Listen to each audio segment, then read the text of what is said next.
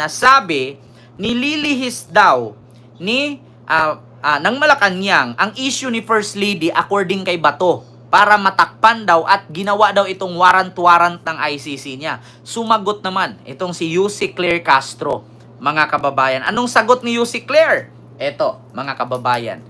Alam nyo, sa totoo lang, Ma'am Lily Tonini, hello po at kay Ma'am Ili de los Santos. Alam nyo ang sagot ni Ate Claire. Sabi ng DDS, Ate Claire daw, ginisa, binutata, sinungalngal, palasyo, sinungalngal, sinungalngal si Bato.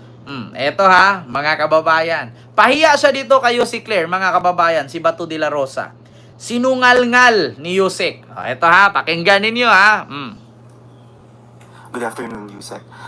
Baka po gusto lang mag-comment ng palasyo sa naging pahayag ni Senator Bato de la Rosa kahapon. Napag-usapan nga po yung possible ICC arrest niya dahil po kay nasabi ni E.S. Bersamin. Ang sabi niya po, ewan ko, mahilig sila sa gano'n na kapag may mainit na issue na pinupukol sa Malacanang, pinag-uusapan na naman ang tungkol nangyari kay FL. Ngayon, gagawa sila ng issue about ICC and a senator to divert the issue. Mahilig ang mga tao dyan Ma'am sa Chaicher, hello po. gumawa ng panibagong issue kahit old issue to divert people's attention. Okay, yun nga. Sinulat ko po para matandaan ko. Unang-una po, yung possible ICC arrest, hindi po to old issue. Every now and then, may nadidinig po tayo na maaaring mailabas ang warrant of arrest. Diba?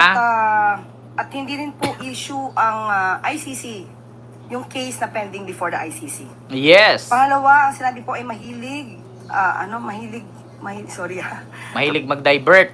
Mahilig po ang mga tao dyan sa Malacanang gumawa ng panibagong issue kahit old issue, i-recycle to divert people's attention. Sa aking pagkakatanda, wala naman po tayong i-erase na mga old issues, maliban lang kung ito ay related sa itinatanong sa atin. Sino po ba yung mahilig mag-raise ng old issues na sa ating pagkakatanda ay nagkaroon pa po ng hearing patungkol sa isang pre-operation ng PIDEA na ang taon pa ay 2012. Parang wala naman po akong natatandaan na meron tayong nire-raise na gano'ng mga klaseng issue. Diba? Sunog. Sabi po ay diversionary tactic.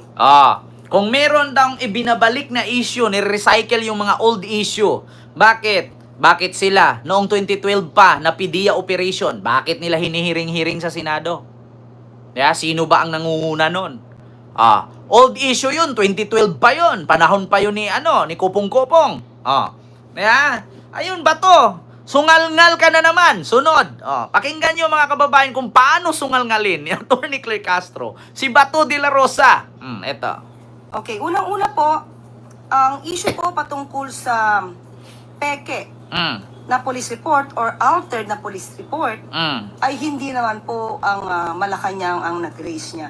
Kundi mga DDS. Si Sara. Na kailangan lamang po nating sumagot para maipakita sa taong bayan na may mga fake news peddlers. Diba?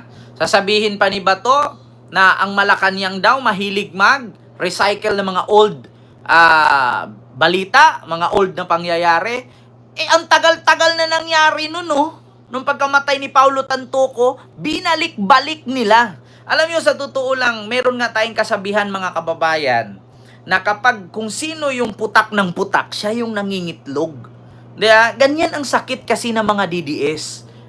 Ito, gusto kong ikwento sa inyo, katulad nito ngayon. Meron tayong vlog, meron tayong reaction video, meron tayong nireaksyonan na balita. Ngayon, sasabihin ng DDS, okay, maniwala dyan, fake news yan, walang sources yan. Ngayon, pinakitaan natin ng source, iplini natin. Alam nyo sasabihin ng DDS dyan? Edited yan, hindi totoo, AI lang yan. Ngayon, pag ibigay mo sa kanila yung link, at pinapanood nila at narinig nila na totoo nga, sasabihin agad nila, ito ang sunod. Sabihin mo address mo, taga saan ka, suntukan tayo. Ganyan sila kabobo, mga kababayan. Ganyan kabobo ang mga DDS. Kapag nag-vlog ka, nag-content ka, ipinaliwanag mo at pinamukha mo sa kanila na mga bobo at tanga sila. Una, syempre, sasalita ka ngayon. Ipakita mo, sasabihin, fake news yan, walang katotohanan. Maglabas ka ng pruweba, katulad nito, na sinungalngal ni Atty. Claire si Bato. Sabihin nila, Edited yan. AI yan. Fake news yan. Kasi sanay sila sa ganyan eh. Ngayon, pag i-play mo ngayon yan at papakinggan mo, Mga obstructionist, mga obstructionist, mga fake news fiddler, sasabihin agad nila, ganito pala, bakla ka. Saan ka? Sabihin mo ang address mo, lumabas ka sa lungga mo, patayan tayo, sunduin kita, puntahan kita. Ganyan sila katanga. Ganyan kabobo ang mga DDS. Kayo mga DDS, wag na po kayo makipaglaban sa amin. Hindi man kami matalino, katulad sa mga scientist at mga tawag dyan, nakadiscovered ng kung ano-anong kagamitan, no? Or mga inventor. Pero tandaan ninyo, ang utak ninyo parang utak pusa lang. Buti pa nga ang pusa, lamang pa sa inyo, na kapag naamoy mabaho, tinatabunan. Pero kayo, nakita nyo na natai yan, aamuyin nyo pa, tutusukin nyo pa, at didilaan nyo pa. Kasi kailangan ninyo, bago kayo mag-conclude, kailangan ninyong malaman kasi ang hirap makakatch up ng IQ ninyo. Di ba? Ang DDS kasi ang masakit ganito. Maglakad yan sila grupo, kasama si Sara at si Digong. Pag sinabi ni Sara, tae yan, sabi ni Digong, halata namang tae. Siyempre, may kasunod na mga bubong supporter, wait lang, Inday, wait lang tatay. Tae nga, mapait eh. Ganyan sila kabangag. Ganyan sila katambaluslos at kabobo. Ganyan ang sakit ng mga DDS. Nakita na nga ni Sara at ni Digong na tae, prinubok na ni Digong, kinungklud na ni Digong na tae nga, kita mo naman. Ang gagawin ng mga bubong supporter nila, lalapitan. Kung hindi amuyin, tutusukin sa daliri, aamuyin, didilaan. Pag naglasang tae at amoy tae, tsaka sila maniwala. Bakit? Kasi mga bobo nga sila. Di ba? Mga, tawag doon? Mga fake news fiddler nga. Ganyan po kasakit ang mga DDS. Ganyan yung sakit nila. Alam nyo, buti nga may DDS pang nabuhay eh. Alam nyo mga DDS, kung meron kayong mga anak ngayong minor de edad, lalo pag babae, ipalaygit nyo na. Putol ha, hindi yung tali. Bakit? Kasi pag nabuntis yan, ibobo pa naman kayong mga magulang na DDS. Pag nabuntis yan, dadami kayong bobo. Ngayon, pag tumanda kayo, yung anak ninyo na buntis, mga anak, bobo pa rin ang anak, tapos wala kayong yaman kasi mga mahihirap nga kayo mga DDS, kayo mga inutil kayo. Ngayon, ang gagawin ninyo, maliit pa lang, kung hindi ninyo sakalin yan or apakan, ipalaygit nyo yan. Kasi pag namatay kayo, wala naman kayong kayamanan na ipamana sa anak ninyo, kundi kabubuhan, marami pa rin kayong maiiwan dyan na kabubuhan. Walang future ang anak ninyo. Kayong mga DDS, sa totoo lang, kung may mga anak kayo ngayon, maliliit pa lang, sakalin nyo na para masupukit. Tambakan nyo ng kumot, ibalot nyo sa unan, apak-apakan nyo. Bakit? Kasi pag lumaki yan, tapos lalaking bobo, tapos kayong mga magulang nila, mamamatayang bobo, ano ipapamana ninyo? Yung kabubuhan? Walang future ang Pilipinas. Kayo yung mga tao na naniniwala na ang tao'y mula sa unggoy. Yan yung mga DDS. Kaya pagpatuloy natin, mga kababayan. mga propagandist. Mga na gumagawa propagandist. ng kwento na kinakailangan pamameke ng papel. Tama. Parang si Sara. Ang unang ginang, ang Pangulo, at ang administrasyon. Tama. Sa makatuwid, kung ito po ay sinabi na po ng Beverly Hills Police Department na altered yung ipinakita at na-post ni Mr. Tiglao na police report. Yung pinakalat ni siya po ba Sara. ay sumasakay din sa issue ng fake police report. Diba? Kasi lahat sila sumasakay. Katulad kay Badoy. Sabi niya, kaya daw binura ng GMA News kasi takot daw ang GMA na madamay si Anit Gozon kasi nandoon, kasama nag-party-party. Tapos sabi naman ni Bato, kaya daw dinadivert at pinunta daw sa kanyang warrant sa ICC para daw mapagtakpan si Lisa. Ito namang si Sara, kasama daw si Lisa doon sa nakita ng investigasyon ng Police Report LA, may mga kukin daw nagkalat sa sahig nung namatay si Paulo Tantoco.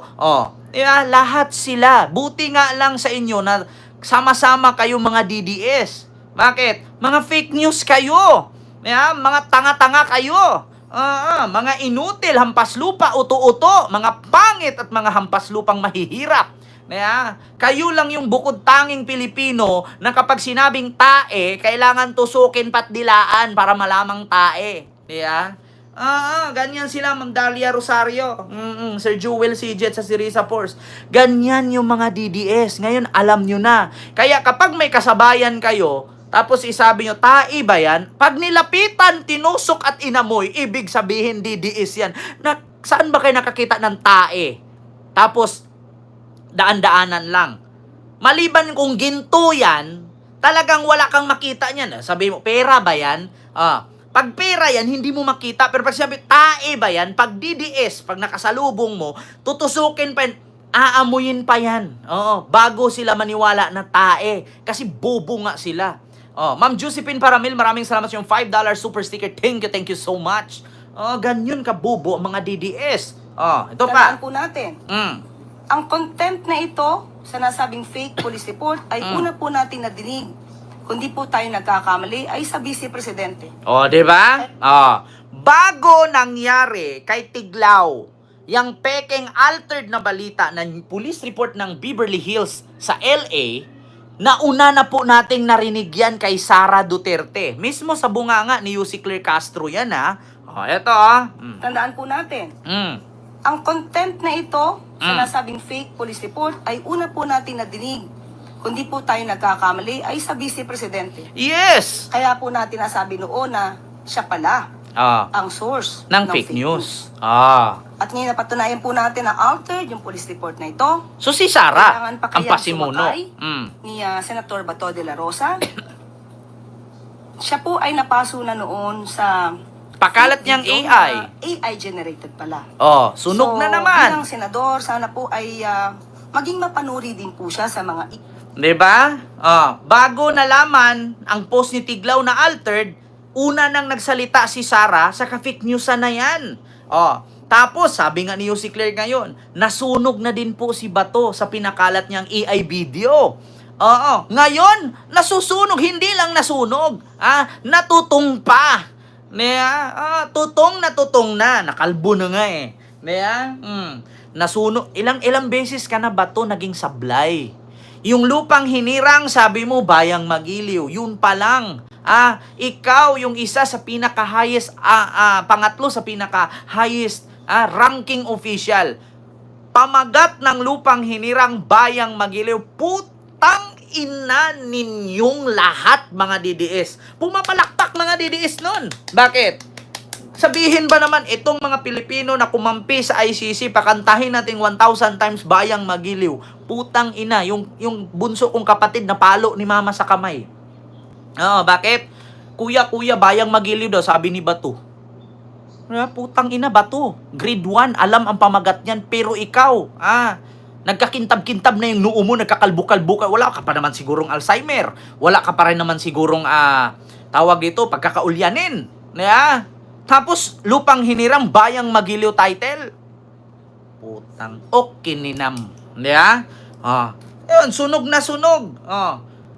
Diyos mio Marimar, sumakay ka na naman, nasunog ka na nga noon, sablay ka na nga.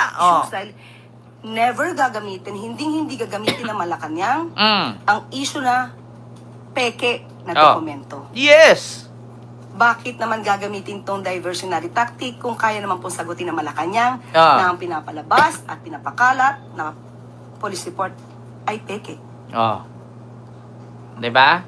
Hi, Yusek. Follow-up lang po on Senator Bato. Sabi niya po kahapon na hindi siya attend ng fourth SONA ni President kasi meron daw po siyang personal conflict or issues with some congressmen and officials from Malacanang. Meron po siyang quote dito here. Alangan namang pupunta ako doon ng nakasimangot. Pangit, di ba?